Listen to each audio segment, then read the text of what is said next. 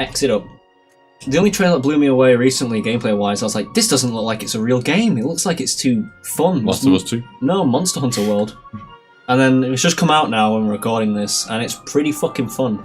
Just saying. That's things like when people say like games need all this stuff, it's like you need to have different things to do. Monster Hunter World, Monster Hunter is just one gameplay loop. Yeah, but it's fun. Yeah, and the amount of stuff they put into it. Oh, it's the actual final level.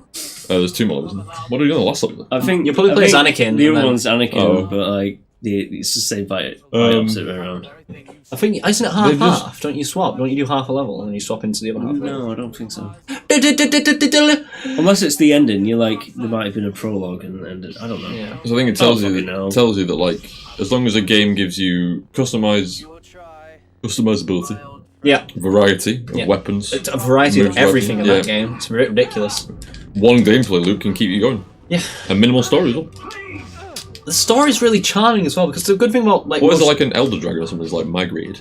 Yeah, an Elder Dragon's migrated from the old world to the new world, Astera, and yeah, the charm in those games is all even though they don't have it's not as comprehensive as The Witcher where everyone talks mostly. And when people do talk, they Japanese don't follow their own lips. Yeah, the lip syncing is fucking dog shit. But all the characters inside the hub world have these little lines of dialogue and these little text speeches where you learn new things about the world and what they're doing, and their jobs seem genuinely interesting. And it's really well. The world design is really well thought out. Like, I give Japanese games the credit where it's definitely due. But if they make it an RPG game, which it is essentially an RPG, it is what you're role playing as that game. Yeah, and they just jam pack it so the world feels really fun and real. Like you go back to any of the Final Fantasy games, you do the same thing. You go back to. That's the difference between the East and the West right now. The West is just cramming games full of microtransactions, and they're getting shorter, whilst Japan just seems to try and put as much content in as they can. Put in like shitload in. Ni no Kuni? Ni no Kuni, Legend of Zelda does the same thing. I don't need no Kuni. What Ni no Kuni? I'm pretty sure there will be some kind of. I'm surprised that Capcom hasn't actually put microtransactions in it. Yeah. Well, Ni no Kuni, if you've never played it, I've really regretted never finishing it. It's so worth playing. Is it turn-based? No, it's live. You run around. You have. I think the combat is based on time. You have like action points. You have the ability to run around the monster and stuff and get into advantageous points. It's like the Final Fantasy. I think 13 did it. I always find it really hard to get into turn-based. Turn-based, I love it. I love classical turn-based as well. But Ni no Kuni is a nice balance. And you can also either control your companions or set them on autopilot, which is good. And it's just such a good game. And it also is the added benefit that because the world is so fun, you have all these little towns, you have a cat town and all, they're obsessed with cats. But it's all the cutscenes are animated by Studio Ghibli, or Ghibli, or however you want to fucking say it. Wow. Who did you say? Shit! So it's just really gorgeous. And if you play it in English, your little I can't remember his name is the little guy with a bell, your toy who comes to life. She plays Oliver. His bell end on his face, giant cock on his face. There's a little lamp on his face or a bell or something. And he's called Trippy or Dippy or Trippy Dippy. Trippy Dippy Ding Dong Boy. And he's he's Welsh in the English one. And he's just how are the lads? That's true. Yeah. How are you? Hi, how are you doing? I mean, just John, I don't know what the fuck I'm doing. He's some sort of weird Welsh, apparently. Oh my god. It's really good. Play it. Sorry, that was the. Oh my god! What is it? Back to Nicolas Cage. Go back to Nicolas Cage. Nicolas Cage time! Put his face up on screen. Right. I think we found out that J.J. Abrams is a fan of Con Air. Why? Because the character in Con Air Nicolas Cage plays is called Cameron Poe. Yeah. Poe Dameron. Poe Dameron. Do you know his middle name's Dameron in Con Air? Well, it's Poe Dameron. No. No, I meant in Con Air. Cameron Dameron Poe. Cameron Dameron Poe. Right, so no, we were discussing Nicolas Cage in the previous episode. Right, so which film? We're going backwards in films. Which film did we get to? I'd got to a point where it looked like he goes on a bit of a run. Well, we need to talk about next a bit. Yeah, we were talking about next in a minute. I've not seen this next. This is like his good run of movies by the looks of it. So, Leaving Las Vegas. Yeah, good film. The Rock. Good film. Con Air.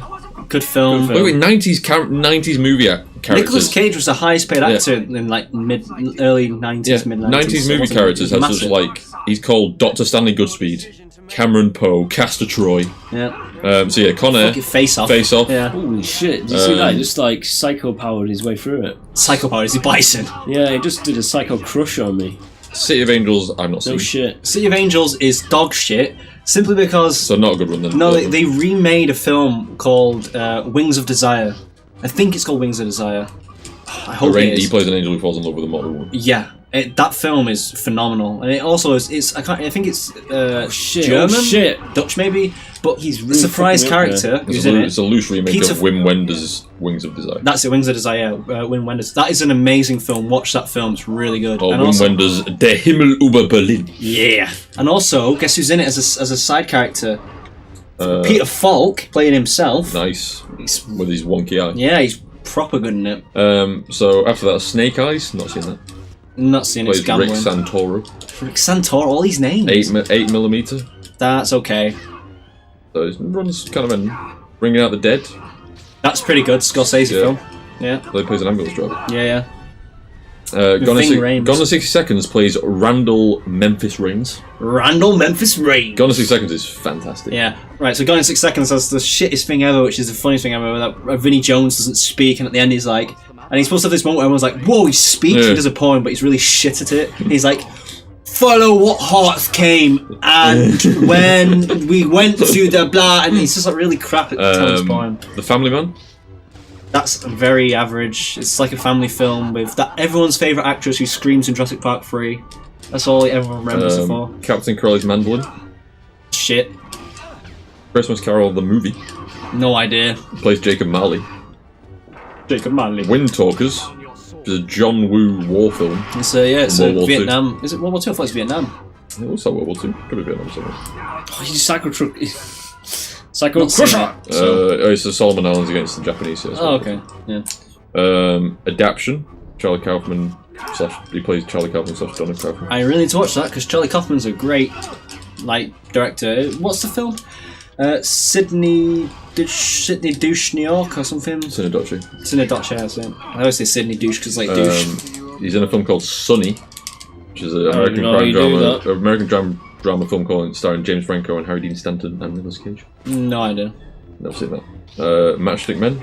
Yeah. National Treasure. Good. Perfect. Lord of War. That's a good film. Surprisingly, it's alright. It's above average, very slightly. The Weatherman. I heard about that. I never watched it. Can't remember what it was. He plays like a weatherman who I guess you think goes on a bit of a mental disintegration. Oh, okay, disintegration. Shit, the Ant Bully. No idea. The Wicker Man. The Wicker Man's best film ever made. You ever watched the director's cut? The Nicolas Cage Wicker Man. Yeah, Nicolas Cage Wicker Man. Punches that woman in the face. Yeah, he walks up, Cole Coxer kicks that woman against the wall. Christopher Lee dress up and dance around. He's in World Trade Center by Oliver Stone. Yeah, apparently that's in World Trade Center in 2006. Yeah. That was a bit too close. Yeah. Well, that's Hollywood. They don't give a shit. They were just cashing in on a disaster. Right, so this... What's too soon? Nothing's too soon. Right, I think World Trade Center is... Okay. World Trade Center is probably his last prestige film. In terms of class, Oliver Stone making a film about. But Oliver Stone's not really made it. He makes good documentaries now, but he's not really made a good film in a while. He's a well-known director. Yeah, I liked W. Yeah, he's a well-known director making a film about World Trade Center. So then we're into Ghost Rider. Oh yeah. Grindhouse. Yeah, Fu Manchu. Next.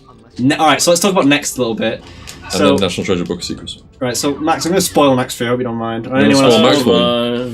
You say you're going to spoil Max for you? Max, I'm going to spoil Next for you. I'm going to spoil Next for Max.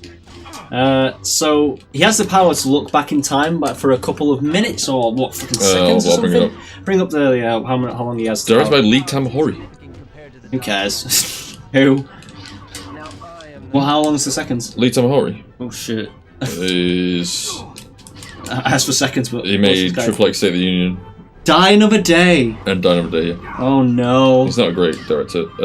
So, he can see... Into the future. 2 minutes. 2 minutes into the future, right? With the exception of a vision he once had of a woman walking into a diner. Yeah. So, it sets up this power very clearly, Max, right?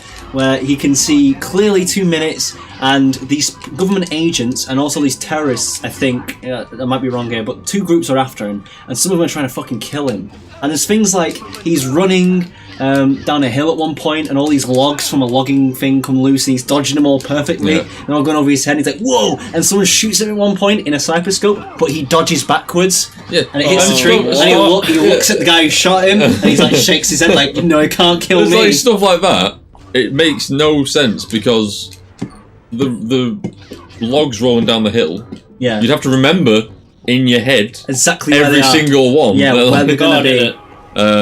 So basically he's seen this vision of a woman. Yeah. But it's not 2 minutes into the future, because obviously he wasn't a diner at the time. So he knows the time. He's going to the diner twice each day at 8:09. Right. He doesn't know which 8:09 it is, because apparently they don't use 24-hour clocks in Las Vegas. Christian Anderson got burnt. So he works as a small-time magician in Las Vegas, supplements his income with gambling, uses his powers to win against the house. And Julianne Moore plays an FBI agent who's figured out his ability and wants to stop terrorists from detonating a nuclear weapon. Yeah. And she's trying to recruit him. But, right, so basically it all leads up to the point where they're like, he gets on board, he's like, okay, I'll stop the bomb with you. And they go along to this place where it's hard to catch him because he can see him coming. Yeah, exactly. And they finally get him to where the bomb's going to be. He's like, it's too late. And then the nuclear bomb just goes off. No. Right? And you're like, whoa, what the fuck? And you see a nuclear bomb going off in the middle of America, like in somewhere like a harbour area. Really bad special effects. Very bad. Really They're not going to add the no line in this, though, are they? And then all of a sudden, it goes, and it zooms into his eye, and he's seen... cut that shit out. And he's seen 2 days into the future.